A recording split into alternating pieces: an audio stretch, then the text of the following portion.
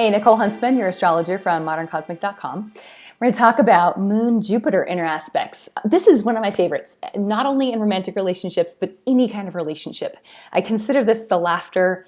It's a laughter aspect in my mind.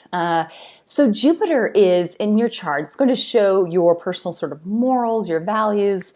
In a sense, it's the part of you that's benefic, that wants to lift other people, encourage other people, coach other people on. It's the teacher, the guru, the guide, as I say to my clients.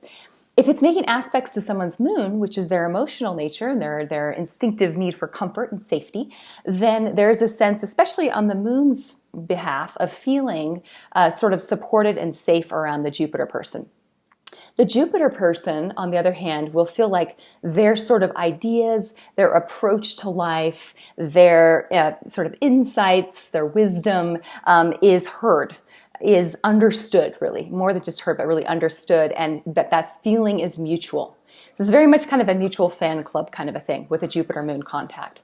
And overall, it's not a sexual aspect. It's not a, it's more just it gives a general feel to the relationship of altruism. It's a benefic aspect to have between two people. Let's say you've got, in particular, I always love conjunctions with any of the inner aspects, because those ones are the ones that are going to be felt very strongly, because it's like it joins the two planets together where their energy is sort of unified, okay? So it becomes an important part of the relationship.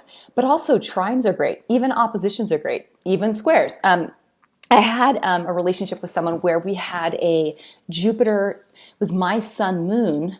So my sun and moon were actually squared by his Jupiter.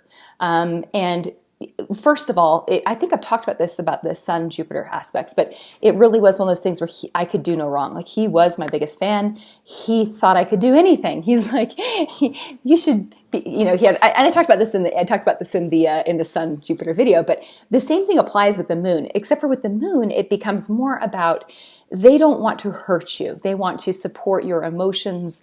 If you're sad, they want to make you feel better. And with the hard aspects, they can overpromise things sometimes, okay? And they can, in order to, let's say you're crying, the moon person is crying or something, right? That Jupiter person will kind of go above and beyond to make you feel better. But in that action will sort of overcompensate or overpromise.